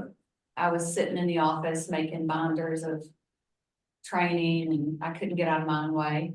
And then finally somebody, actually second helpful thing he did. Somebody walked by, somebody who ended up being the broker of the company walked by and said, excuse my language, somebody get the fuck out of the office. Yeah, remember that. Literally. yeah, And I was like, I probably should not just sit here and add to this binder and train and educate. And I was so afraid of not doing it right. I was just too far in the weeds and then I finally got out and sold something. yeah. Now, I think for those, if you're any new people, when I first got started, I was talking to lots of people who been in the business or just got started, and most of them, between 1 to 4 transactions in the first year. So kind of what was average. Now, obviously, there's a lot of people that you hear, go out and, selling dozens in the first year. They're wild and crazy. But I think that it takes a minute to get started sometimes.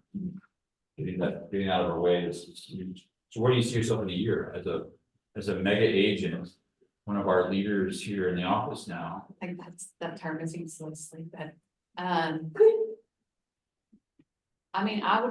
think us doubling our business unless we expand our team is not very realistic, because you've got to be able to service your people properly. Sure. I would love to see us increase by half. Production we're at another half of that. I think we're at like 16 million, is that right? I'd love to see us hit 24 or something like that. It's awesome. I think we, getting them over fully to the agent role, the selling role. Yeah. And then getting a solid admin in place. I'd love to stick with the numbers we do. I know that I run a different business. Michael's like, there's a whole untapped market of cold leads. I love what the business we run now. Like, we tell other people something, they listen. I'd like to stick with a solid referral and repeat base, but I would like to expand new business. I think we don't even really hardly try, and we really could. That's awesome. No, we talked about earlier that there's lots of ways to lead gen. There's lots of ways to build your business. And you're only going to do the ones that you really enjoy, that you work. You're not going to do stuff that's not going to get you excited. You can't follow somebody else's roadmap and think it's gonna stick. Like, if I tried to run my business like Michael does, I don't think it would work, and I would be burned out. I wouldn't feel fulfilled, and that's not a disparagement in any way. We actually operate fairly similar in how we approach clients. We just run our teams and our businesses differently, and he runs a much more lucrative one. But one I think that probably wouldn't leave me as fulfilled. Agents had a bigger team. Yeah. Significantly longer. Yeah, Which is yeah. part of why that number's good. Yeah, but I think you've got to do what works for you. Somebody else's roadmap, it's highly possible it might not work. So you got to take the pieces that work for you. Yeah, no, I agree. They wanted us to read some of these and kind of feel about how they make you feel. We're not gonna do that. We're almost done. I think, so this last piece, I don't think what I want to do, I think we need to set up a time. If you want to do a goal setting work session on your command, where we can go through and look at the numbers that will then kind of generate your lead generation activities, so you'll understand how many, transactions you need to make the GCI that's your goal. Yes. I was gonna say, on KW Connect, there is a very in-depth business planning clinic run by Gene Rivers. And if you have not watched it, I would highly recommend it. He goes through your entire life. Yeah. Like what to get to those numbers. Mhm. Because if you don't have the reason behind them, you're just like, I'll sell 20 houses this year, I'll sell 50 or whatever. It doesn't mean anything. So I would highly recommend watching his. Say that again. Gene Rivers. Did you hear that? Gene Rivers, everyone. Business On planning Connect. clinic, it's on KW Connect. It is long, I think it's a 2-day thing, but it is highly worth it. He's the reason I had like a kickoff party when I started and all that the reason I started doing events and stuff like that, so. So what I would recommend, if you go on to command, after you watch that video, in command, there is the goal setting part of command that will help kind of lay out the number piece of your year, right? And most of the time, I recommend doing it in October, November of the end of the year and getting ready for that next year. Business you're doing now is, for 2024 is stuff that you were working on at the end of 23. So use that goal setting tool in command to help set up your business plan for the year and understand how many leads you need per week, per month. And you can get very, very dialed down into what type of activities you'll know, hey, well, today I need to spend an extra hour on this activity because I'm a little short. And you'll see the results. If you aren't, then you need to make an adjustment and evaluate what's good for your leads. All right.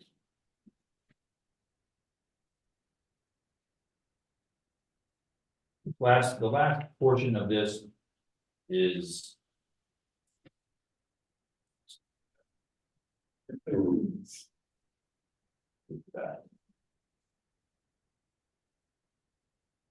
it's one of the things that we would talk, so like, if you know, hey, I want $100,000, you need to understand, what that means. And I think that, that there is cap money, there's split money, and how that affects and where that's going into your, if you're making $100,000, how much of that's coming out for cap, how much of that is part of your company dollar, what's your split look like?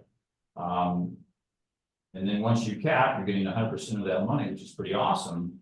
How much of it do you need to hold for taxes? Like, what does that kind of stuff look like? And I think that understanding, if I average home sales price is 300,000 versus if it's 200,000, there's so many factors that go into what you're going to make in a year.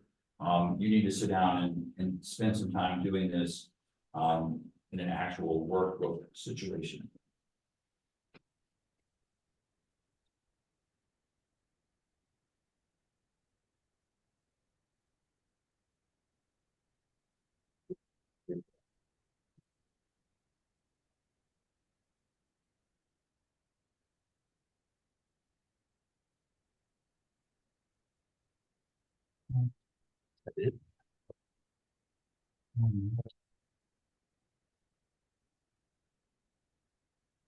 Here we go. So the daily success system is what I wanted to talk about.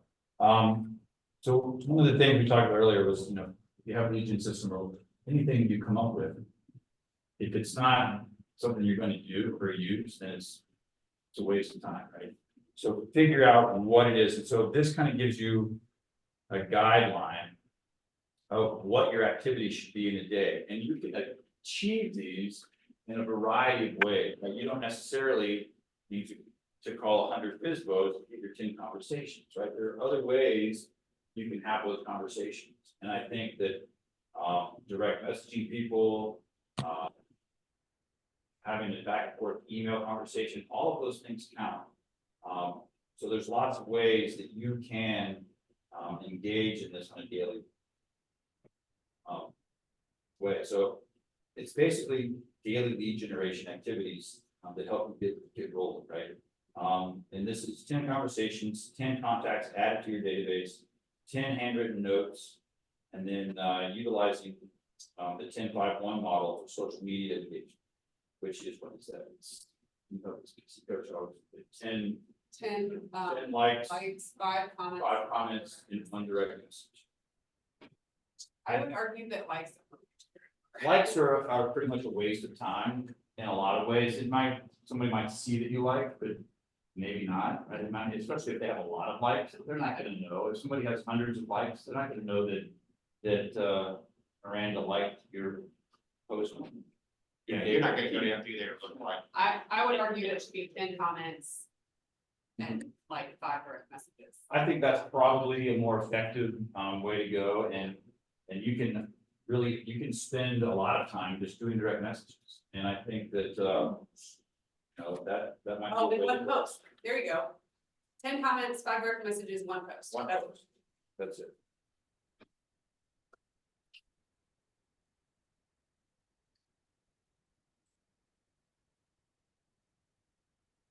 Oh yeah, this is fun. Can you say that one more time? 10 comments, 5. direct messages, and one post. Either personal or professional, every day. In a certain amount of time. Per day. Per day, yeah. Cool, thank There you. are lots of algorithms that tell you when you should be Yeah. posting on Instagram and Facebook and those types of things, and when those should come out. Generally speaking, if you're on Instagram primarily and have it linked to Facebook, so it's basically the same thing, just going to a slightly different audience. You know, if you post 3 times a week on Instagram, let's say, you know, you need to have a story there that's you personally.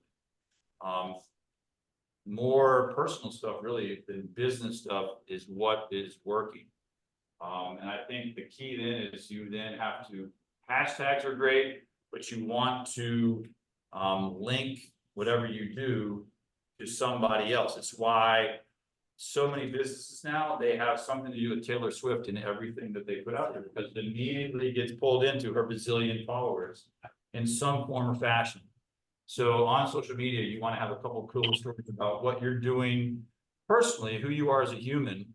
So why somebody would want to work with you or trust you to be their agent. And then you want to have some good market information and some good real estate information included in that consistent posting schedule. All of this can be done from command. You can go in and create all the posts you need for an entire year in a few weeks, and have them all scheduled, and that can go out, right? Or you can do a month at a time, whatever it might be that works for you. So that you can get that done and then move on to something else. There are companies you can hire to do it for you. But with as easy as it is now on command, I think that it's worthwhile to investigate that, and Jeffrey can help you figure that out. You can run evergreen paid ads on Facebook that are just always there, always pumping every month for $50 a month. Tons of ads all over Facebook that you're paying for, that you design, that are kind of generic evergreen ads. You can do it for $50 a month. Dude, we can make a note. We talked about that yesterday, that we've run Facebook ads. It is like burning money. Yep. And it's just not as, Not finding it doesn't work for If some you reason. do it with specific, if you have specific listings maybe that you tie it to, that may be more We've had a effective. lot more engagement or feedback from ads for properties, any ad run through command versus ones we have tried to set up and run in Facebook. Now, Yeah. we're not experts on it. I'm certainly not, but No, and it's super easy on Facebook, and it's a tool that if you haven't used yet, you should take advantage of. We talked about this yesterday. I am doing a home buyer seminar ad, and I've been running it since the 6th, and I'm at 1,400 views. And that was That's through really good. command, and I only spent $25. That's great. And I don't have tons of clicks, but the views, like, the more people see your face, you know, the more they see your content. Yeah, no, that's great. So, pretty inexpensive way to do it. Obviously, there's legal information about, the do not call list and that kind of thing. If you are calling FISBOs and expired and things like that, you have to be careful. If those numbers are on that list, sometimes you may not know, and you can get in trouble. So just make sure that you are paying attention to that, are paying for lists and doing that type of lead gen, that you're aware of whether it's they're on.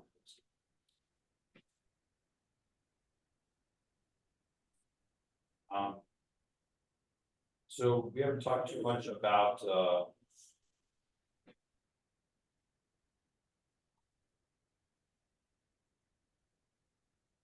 one of the things that Cheyenne as PC coach talk about is conversation practice, script practice, and if you have the information, one of the things we do on Monday here is the Keeping Current Matters Market Minute here on Mondays, and I think understanding what's going on across your local market, but as far as the national real estate market as a whole, and understanding where some of the media conversations get directed that may not actually be accurate, especially for our market. The more information you have in that regards, the easier it is for you to have conversations with clients about what's going on and why buying or selling or whatever they're doing makes more sense for them. So I think that the more information you have and the more familiar you are with that information, the better conversations you can have with your clients. And then it comes back to practicing those conversations in different scenarios with other agents. You guys talked about your script practice experiences in the last year through Bold and some other things you've done that you guys maybe feel like, at first I was like, this is stupid, it's not gonna work. But now that I've practiced some scripts and have done some of this, it now feels like me talking and it feels more natural. Like, can you share a little bit about how that went? Yeah, I mean, I would also, at first I thought, I hate role playing, we used to do things all the time, and I used to do the meetings, and it would be like. Really, not like, the background I'm thinking. Yeah. But we had to do it. Yeah. And at first I met you, I was like, read the scripts, and it was hard, the first, I'm thinking, I am a robot. But then again, like I said, that day, he's not sitting down. He talked, we thought it was leading the house. That we now, we got, we're like. Yeah. We just did this whole thing, just natural, and I think a lot of it just comes natural. No, I've had that experience too. The first time you are looking at these, and a lot of the scripts and the conversations, a lot of the conversations that you practice they've been researched and they are specific to those scenarios so that you can, understand how best to determine what is right or wrong in that scenario. And so getting good at those conversations is really helpful for you to get the information you need to make the best decisions and to present yourself in the most professional manner possible. So it definitely, you can be, hi, how are you doing? And it can be pretty awful, but after you go through for a while, then you become like two dudes from Georgetown, just hanging out, kicking. Well, and the thing, my thought is too, but they don't know about this second, they have no clue that I'm. But they can see when you're uncomfortable, Exactly. no matter what you're Yeah, saying. because I mean, I did that when we were involved. Yeah. She would be called in the morning. Oh, my partner was horrid. I can talk to a brick wall better than I can. My partner was the worst. That was great, because I would do it, she'd say. Yeah. I can tell you read it. Yeah. Do it, That's a good partner. do it this way. Yeah. And you have to read it This story. first, but Yeah, then yes. once you read it, then you just absorb the gist of the conversation. Yeah. And it just comes out naturally. Well, that's what Yeah. you can do it. You have to know Yeah. the info Yeah, to be able to do yeah, it, which is why you gotta practice it. Yeah. So I think that's something that if you're interested in that, you can set up with an accountability coach and get a partner to just do conversation practice. And if you need one, when PC people start enrolling, we're gonna do it every day from 9:30 to 10:30, and anyone is welcome. Hear that? Everyone's welcome. We all know that people want to do. What's that? But she said, when does it start? And I said, as soon as somebody, we have this until mid-February. We have a handful of people that are like on the cusp, they're just waiting for their license, Yeah. so.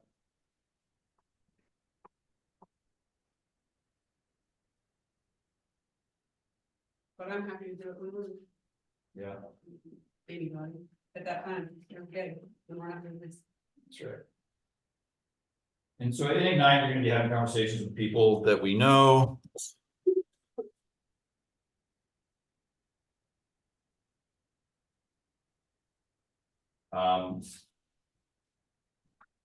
And then we already have kind of an implied or implicit relationship.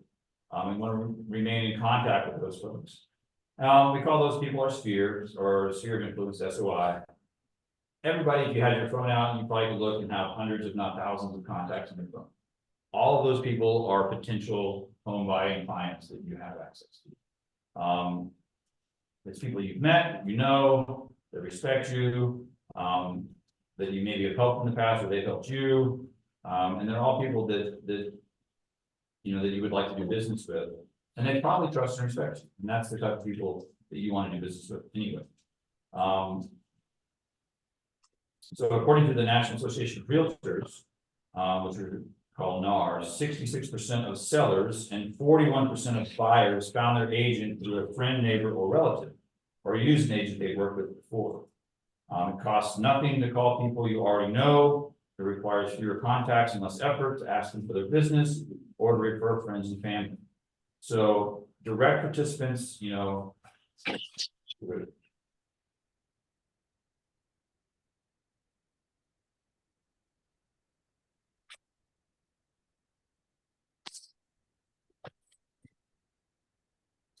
So talking about sphere and this kind of stuff, this is all part of kind of your daily activities, right? When you're calling, trying to get those 10 conversations or 10 new people in your database. Is what we're talking about. I think this is it. So like with Miranda's team. So people think about moving in 7 to 10 years. If you've been in business for 17 years, like Miranda has, she has clients that are on their 3rd and 4th house now. Right? And that's pretty awesome. And if you know that you have the ability to tap into about 10% of your sphere, it doesn't take long for you to have 25 to 30 transactions in a year. If you're an individual agent, that's a heck of a business. You'd be really happy with that, I think, to get, especially if you're doing that within the first few years. So it doesn't take a ton. It just requires you to be very consistent and purposeful in how you interact with those people.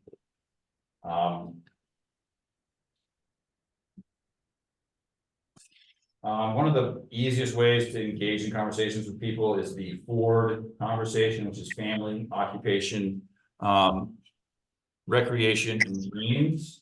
And this is just a great guide for you when you're engaging in conversations with people, whether you know them or not.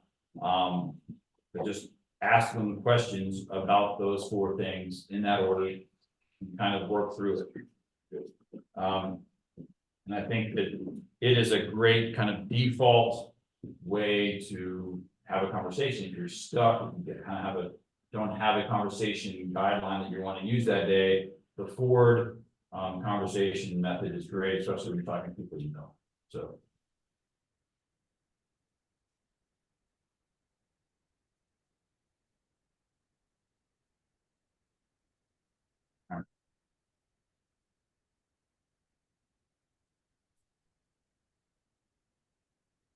We're about done here. So if you have any, does anybody have any questions? Any ahas that they've come up with today? Is there anything you're looking forward to as we go through the rest of Ignite over the next few weeks? If you look at the list of topics, there's a lot of interesting things coming up that I think can really help impact your business. Anything that anyone has that they'd like to ask or say or share? Anything they hope that they see coming up in Ignite? Oh, we're gonna look at comments. I think it's been. I'm impressed with the individual and collective efforts always and have a few examples. Oh, Crystal, Crystal? I didn't know you were on here. Oh, that was a long time ago. Crystal, do you want to expand on your comment? Hey, everybody, how are you? Good. Thanks for joining. No problem. So yeah, Steve, great class, by the way. Thank you. I always appreciate what Miranda has to lend to things. I think my comment came back at the gratitude point. And it was a combination of the culture that we have in our office. Much like you, Cheyenne, I came to KW 7 years ago to that office from a boutique brokerage. And I had interviewed with a couple of other top names that are well known in our market area there. And first time I walked into the Keller Williams Harrodsburg office, it just felt right. Probably home is the right word. I didn't have to be talked into it. Everything about collaboration, helping one another, folks sitting down at computers, and it being a competitive yet friendly and collaborative sharing thing I echo everything that you said, Cheyenne, about that. In terms of, we gotta give a shout out to Joe Daher on that because he was part of that when you were there and he was awesome. So yes, he was my sponsor and, he's since passed away, but he Yeah. embodied the spirit that our Right. company totally is. So, Absolutely. in terms of just an aha, if I could just have a minute to go over everything that you've said. When we talk about profit share, when we discuss things like being able to give back to KW Cares, I'm a big proponent of putting your money where your mouth is. I believe in helping other folks. Thanksgiving always starts with thanks living. And if you, I mean, I'm believe in the KW Cares. Every time that I fill out the commission request, I'm always giving my money to the KW Cares, supporting our team and going through Bold, going to the company events. They will truly change your life. And whether you, this company, what's so wonderful about it is that you can drink as much of the Kool-Aid or as little as you want. You can put as much sweetener in as you want and still run a successful business, whatever that business looks like to you. And it is a company that is in our market center. Michael and I, to Miranda's point, we run very different businesses. His is more lucrative. My approach is very much like Miranda's, but this company serves those needs well of myself, our team, the way that I want to leave things behind for my family when the time comes. It sets you up for success, whatever success means to you. Yep. And we have a fearless leader. I admire Michael. And I don't think, and I say this with the best of intentions and the biggest of hearts.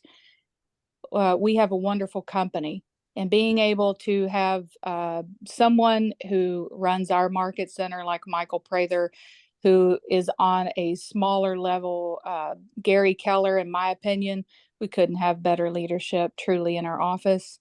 And I want to be here and be a resource to any of you. Anytime that you're in the office, you want to bounce ideas, I'm here. We're in it together. We're in it to help each other. And so many of you today have said things that have given me food for thought. So I really appreciate what you lend to these classes for sure. Great. Thank you, Crystal Gale. Really appreciate it.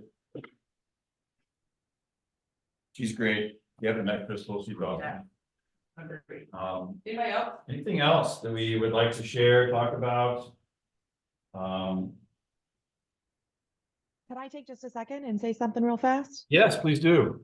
Yeah, hi. So I'm actually tuning into you guys from Orlando, Florida today. So I'm going to be transferring Is up this there. Beth? Yeah. It is. Hey, Hi. Real close. I'm going to be transferring up there in a few months, and Where do you live in Orlando?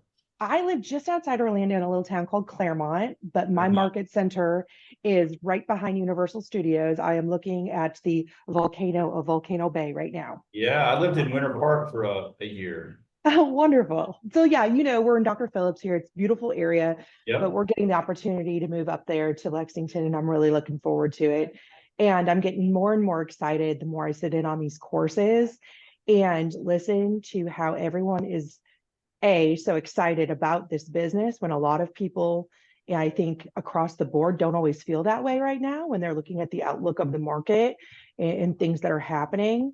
I'm also loving just the sheer energy that you all are putting out there in terms of building businesses from a place of gratitude and helping one another. And I'm going to tell you, I drank the Kool-Aid a long time ago, and I am proud of that. And I understand that not everybody has, but it seems to me, though, that this market center is a shining example of how to help one another and how to really build big businesses and dream big. And I love it. That's great. Thank you so much for joining us today. That's awesome that you were able to be on here. Yeah, we've got a cool group of agents. And today, we had Miranda, who's one of our top agents in the office in here today. Crystal Gale stopping in with us. I can't tell who else is on here with us yet, but we've had some good folks. It's been fun to see the office grow and change, and it's been an interesting, few years coming in and out of the pandemic, and all of those things have impacted all of us and how we approach our business, and coming from different different places over the last few years, so. It's a fun place. We look forward to having you come up and join us, Beth, so. Don't get, sunburned or anything today. Try not to. I'll try not to. Yep. Weren't there tornadoes biting? Yes. I was in Atlanta, I don't know if they were down there. Were they in Orlando? No, we actually, my son didn't have school yesterday because of that. Yeah, so we definitely had some tornadoes and bad weather that came through, but luckily we, by the grace of God, had no issues in our area. It was mostly up near the Panhandle that saw the problems. So we have them in our thoughts and prayers, and God bless KW Cares, because I know they're already sending money in that direction to help those folks out. So Awesome. good stuff. Yeah, good deal. All right, well, I think that takes us to the end here. We, next time, I think you're stuck with me. oh, Cheyenne is in Embrace your job. class will be in session. But, Or Michael. yeah, Probably. so Very much. my advice, spend time on command, become familiar with it. And one of the things you can do as you start getting familiar with it is do your goal setting, on there right now, get yourself set up in 2024 in command. That's a great way to start to get familiar with it. And I think that, you'll feel pretty good about it when you do that, and, spend time on Scott Lord marketing, schedule a session with Jeffrey. Yes. So you gotta stay. Thank you. Thank you.